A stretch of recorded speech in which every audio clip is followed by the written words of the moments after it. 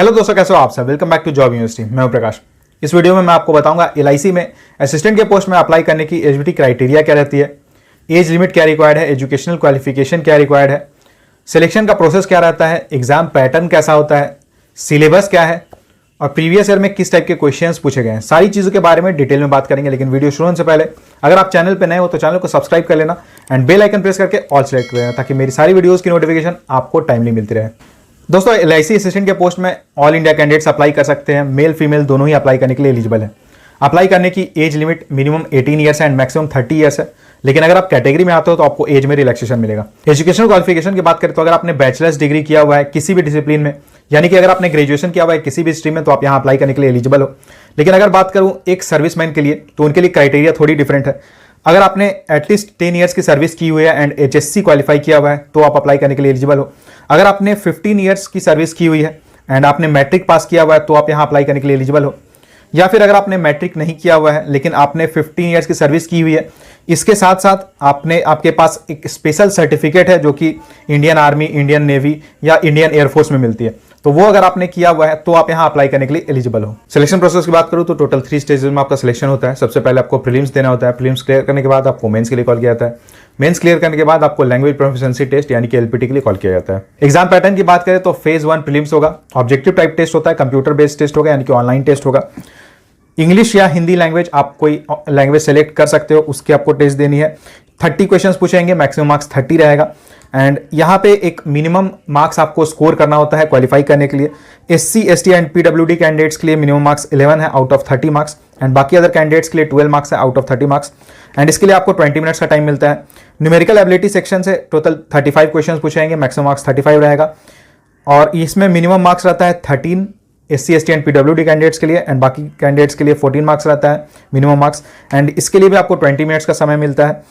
और reasoning section के लिए से क्वेश्चन टोटल 35 क्वेश्चंस पूछे जाते हैं, मैक्सिमम मार्क्स 35 रहता है एंड अगर यहाँ मिनिमम मार्क्स की बात करूँ तो SC, ST and PWD candidates को मिनिमम 13 मार्क्स स्कोर करना होगा आउट ऑफ 35 मार्क्स एंड बाकी सारे कैंडिडेट्स को मिनिमम 14 मार्क्स स्कोर करना होगा आउट ऑफ 35 मार्क्स। इसके लिए भी आपको 20 मिनट्स का टाइम मिलता है, यानी कि यहाँ सेक्शनल टाइमिंग मिलती है। हर सेक्शन के लिए आपको 20 मिनट्स का टाइम मिलता है, तो टोटल 100 क्वेश्चंस रहेंगे और इसके लिए आपको टोटल 1 आवर का टाइम मिलता है। और अगर बात करें इंग्लिश एंड हिंदी लैंग्वेज का जो सेक्शन है तो ये क्वालिफाइंग होता है, यानी कि मिनिमम आपको 11 मार्क्स या 12 मार्क्स आपकी कैटेगरी के अकॉर्डिंग आपको स्कोर करना होगा तो ही आप क्वालिफाई करोगे। और टोटल मार्क्स 70 रहता है, यानी कि केवल न्यूमेरिकल एबिलिटी एंड रीजनिंग में जो आप मार्क्स स्कोर करोगे उसी मार्क्स के बेसिस पे आपको शॉर्टलिस्ट किया जाएगा। प्रीलिम्स में क्वालिफाई करने के लिए आपको sectional cut off as well as overall cut off दोनों क्लियर करना होगा और टोटल नंबर ऑफ वैकेंसीज जितनी भी रहेगी उसके 20 टाइम्स कैंडिडेट्स को मेंस के लिए शॉर्टलिस्ट किया जाएगा। फेज 2 मेंस की बात करें तो ये भी ऑब्जेक्टिव टाइप टेस्ट होगा, कंप्यूटर बेस्ड होगा यानी कि ऑनलाइन टेस्ट होगा।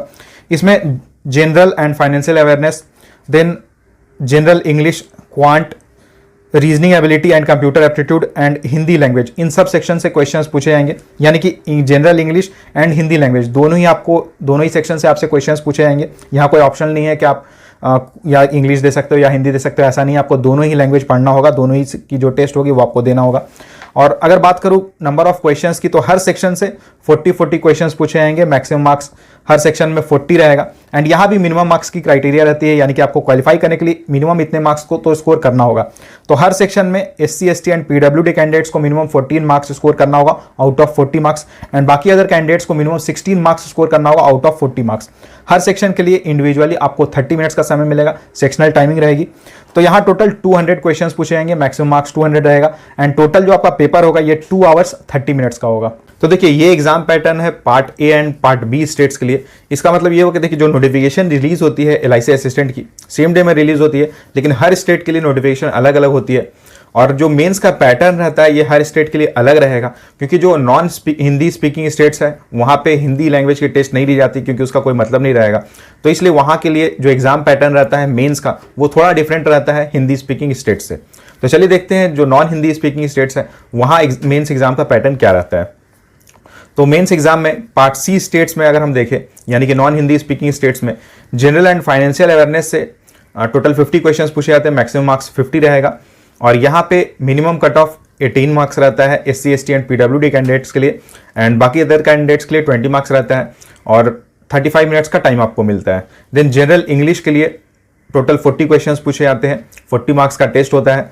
यहाँ SC ST PWD कैंडिडेट्स के लिए 14 मार्क्स मिनिमम आपको स्कोर करना रहता है, क्वालिफाइंग मार्क्स 14 रहता है आउट ऑफ 40 मार्क्स, एंड बाकी सारे कैंडिडेट्स के लिए 16 रहता है, और इसके लिए आपको 35 मिनट्स का टाइम मिलता है। देन क्वांटिटेटिव एप्टीट्यूड की बात करें तो इससे टोटल 50 क्वेश्चंस पूछे जाते हैं, मैक्सिमम मार्क्स 50 रहता है, और इसमें minimum qualifying marks SC ST and PWD के लिए 18 मार्क्स है आउट ऑफ 50 मार्क्स, एंड बाकी अदर कैंडिडेट्स के लिए 20 मार्क्स आउट ऑफ 50 मार्क्स है, और इसके लिए आपको 40 मिनट्स का टाइम मिलता है। इसी के साथ reasoning ability and computer aptitude section में की अगर मैं बात करूं तो इसमें टोटल 60 क्वेश्चंस पूछे जाएंगे, मैक्सिमम मार्क्स 60 रहेगा, और इसके लिए आपको SC ST PWD कैंडिडेट्स के लिए मिनिमम क्वालिफाइंग मार्क्स 22 रहती है आउट ऑफ 60 मार्क्स, एंड बाकी अदर कैंडिडेट्स के लिए 24 रहती है, और इसके लिए आपको टोटल 40 मिनट्स का टाइम मिलता है। यानी कि यहाँ पे टोटल 200 क्वेश्चंस ही रहेंगे, टोटल 200 मार्क्स का ही टेस्ट होता है। बस यहाँ पे डिफरेंस क्या होता है कि यहाँ पे हिंदी लैंग्वेज की टेस्ट आपको नहीं देनी होती है, और टोटल जो एग्जाम का ड्यूरेशन है ये भी 2 आवर्स 30 मिनट्स का रहता है। मेंस एग्जाम क्वालिफाई करने के लिए आपको sectional cut off as well as overall cut off दोनों क्लियर करना होगा।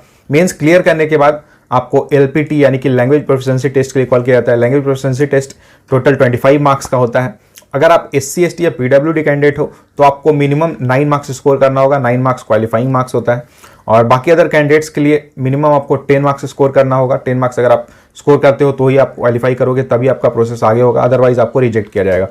लेकिन एक चीज़ और है कि अगर आपने ऑलरेडी क्लास 10th या क्लास 12th में उस ऑफिशियल लैंग्वेज को पढ़ा हुआ है और आपके पास सर्टिफिकेट है तो आपको LPT देने की ज़रूरत नहीं है। और एक और क्राइटेरिया है कि अगर आपने किसी ऐसे स्टेट के लिए अप्लाई किया हुआ है जहाँ की ऑफिशियल लैंग्वेज इंग्लिश या फिर हिंदी है तो भी आपको LPT देने की ज़रूरत नहीं है। अगर बात करें LIC असिस्टेंट की सिलेबस की तो LIC असिस्टेंट की जो सिलेबस है ये एग्जैक्टली SBI क्लर्क की जो सिलेबस आप देखते हो उसके जैसी ही है, कोई भी चेंज नहीं है। तो अगर आप ऑलरेडी SBI क्लर्क या फिर किसी बैंकिंग एग्जाम्स की प्रिपरेशन कर रहे हो, बैंक PO की प्रिपरेशन कर रहे हो, तो उसे ही आपको कंटिन्यू रखना है, अलग से आपको कुछ भी यहाँ एक्स्ट्रा नहीं करना है। क्योंकि यहाँ पे अगर आप देखोगे GA सेक्शन में भी तो general awareness and financial awareness इन्होंने मेंशन किया हुआ। हालांकि कभी कभी ऐसा होता है कि इंश्योरेंस से कुछ क्वेश्चंस पूछे जाते हैं, लेकिन रेयरली इसमें देखने को मिलता है। और अगर बात करें प्रीवियस ईयर के क्वेश्चंस की तो प्रीवियस ईयर के जितने भी क्वेश्चंस अवेलेबल है सबकी लिंक मैंने डिस्क्रिप्शन बॉक्स में डाली हुई, वहां जाके आप एग्जाम का लेवल देख सकते हो कि किस टाइप के क्वेश्चंस पूछे गए थे एंड आपको किस लेवल की प्रिपरेशन करनी है। तो दोस्तों ये थी सारी डिटेल्स LIC असिस्टेंट के रिगार्डिंग।